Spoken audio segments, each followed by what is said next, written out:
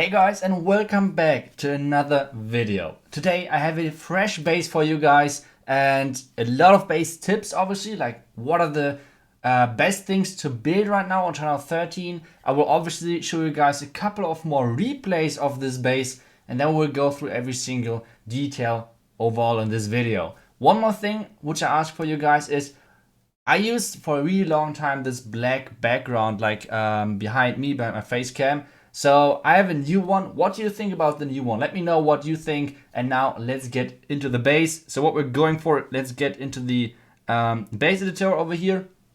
And let's talk about the base. First thing is, right now, ground is by far the strongest, which means it's not only the strongest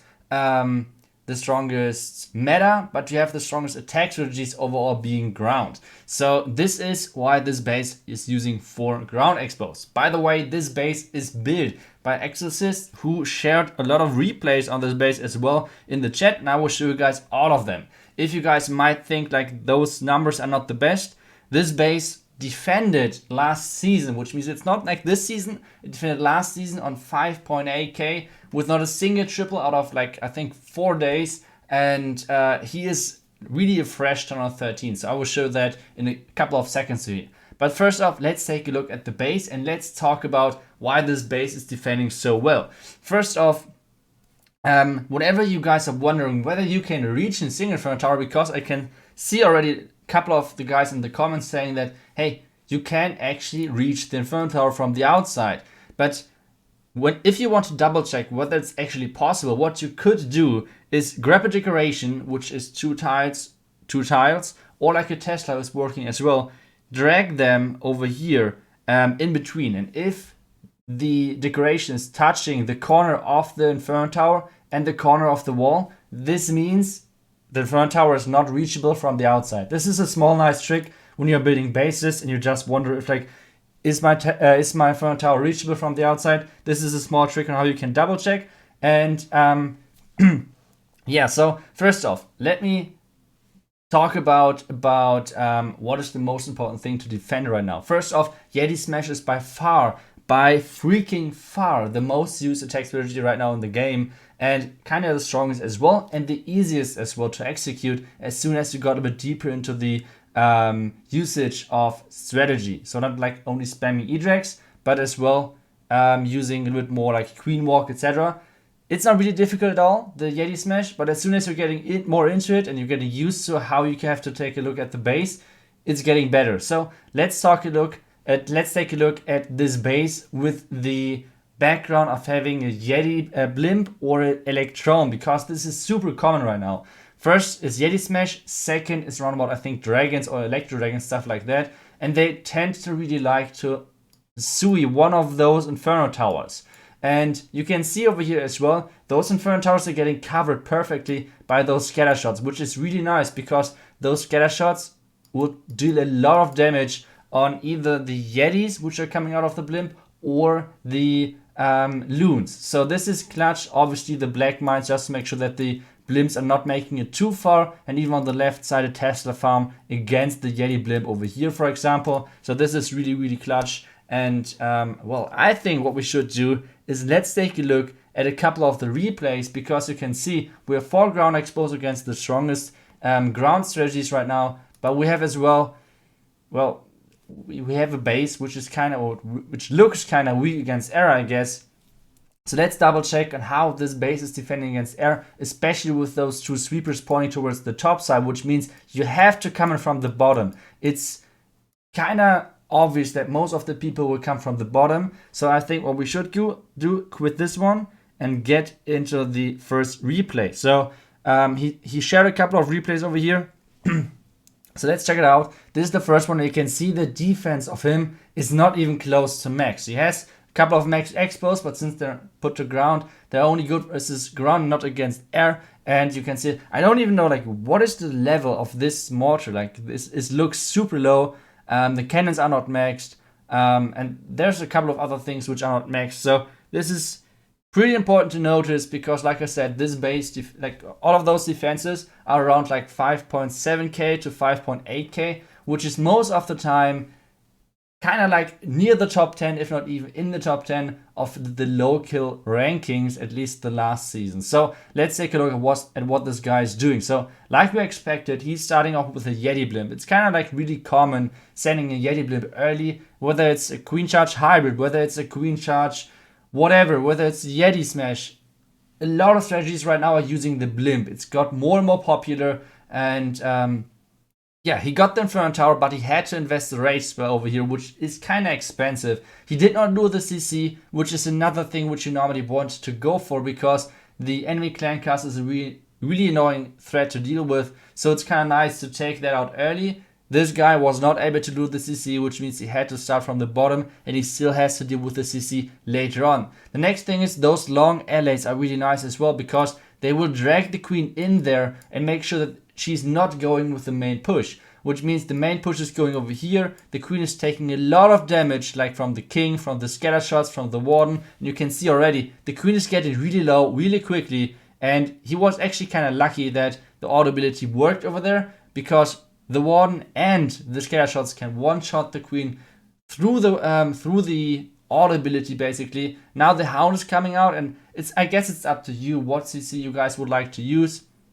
Whether it's the lava hound, ice golems. I think right now there are a lot of different options which are working really good. And yeah, the funnel was a bit trickier. This is another thing which I want to talk about, and this is the placement of the storages. The storages right now are not only for making a funnel really annoying, because for example this building over here was a storage, this is a storage, you can see it on the other side. There are always storages at places where you would like to funnel, and this means it takes way longer. It means, for example, if Baby Dragon can nearly won't really take this building out because of the coverage over here, so it's really hard to funnel on this base, and this means that some troops are walking. It's kind of easily it happens kind of easily, but either way this won't be a 2-star because of the really poorly funneling. But either way, this was our first take. Let's take a look at the next one, and this one is going to be, since we have so many ground expos, we want to take a look at drag clone. So this is going to be a drag clone attack, and what this guy is going to do, because like I said, there are 2 freaking sweepers pointing at the town hall. Like if someone's coming from over here, I don't think that this is going to happen too often, because both sweepers are pointing into that direction, which means dragons are getting pushed away for ages, so he has to somehow come in from the bottom. The big issue with this is that the CC range and the placement of the town hall, which means if he's coming from the right, if he's placing the king or the queen over here, as soon as she's going for the king is going for the cannon, you will lure out the enemy clan castle, which means it's going to be annoying as hell for your dragons. So let's take a look at how exactly this is going to work. And what this guy is doing, he's starting off with the dragons kind of early on, and then he's delaying the blimp just to make sure that he's getting the second star of the town hall, because it's so deep inside. Which means as soon as the troops can reach the town hall will be most likely activated. You can see it over here, he's run about at 40%. As soon as he's getting closer to the town hall will be activated, which means it's gonna shoot back. And this is gonna be a huge issue for the dragons, because this guy already used nearly all of his spells. And you can see 50% is reached, and this means the town hall is getting activated and is completely melting everything which is near the town hall. The blimp is getting used just to make sure that he's getting away with the town hall, and you can see as well the tornado trap is over there as well, just to make life a little bit harder. Maybe it would be helpful if there would be a skeleton trap to set to air, because you would see it later on with the Electro Dragon attack as well. It's gonna be kind of similar. So either way, the town hall is going down, kind of like with the last breath of the dragon. So if you guys have max traps and everything, this is going to be most likely going to be a 1-star, but like I said, Exorcist has not max traps, and since this is the case, he has to use his Royal Champion over here to get a bit more percentage, and this means this is going to finish up around like 71%, which is really good defense if you consider that this base is on 5.8k trophies last season. But now let's take a look at Electro Dragons, because like I said, those Electro Dragons are really annoying and are getting used by quite some people. So let's take a look at this one, and he's once again having the same setup. He has a blimp with him as well, because well, like I said, kind of always it's the case that the tunnel is kind of deep inside and you want to have something which is making sure that the tunnel is going down. So let's take a look at once again. And something which I noticed in all of the replays, like 90% of the players seem to come in from the bottom, like from the bottom right corner or like side. And another thing is, which he's doing really nicely, is he's using the warden ability early on. Maybe he could have waited a couple more seconds, but one thing which I see way too many times is that people trying to use the perfect warden ability in the core of the base. But we all know the warden is not following how we would like him to follow. This is like a fact basically. And so many people try to kind of save the warden ability for the town hall explosion, which is completely useless. Like, take a look at how many dragons are still alive and consider using or saving the Royal Champion ability for the town hall. It's just stupid. So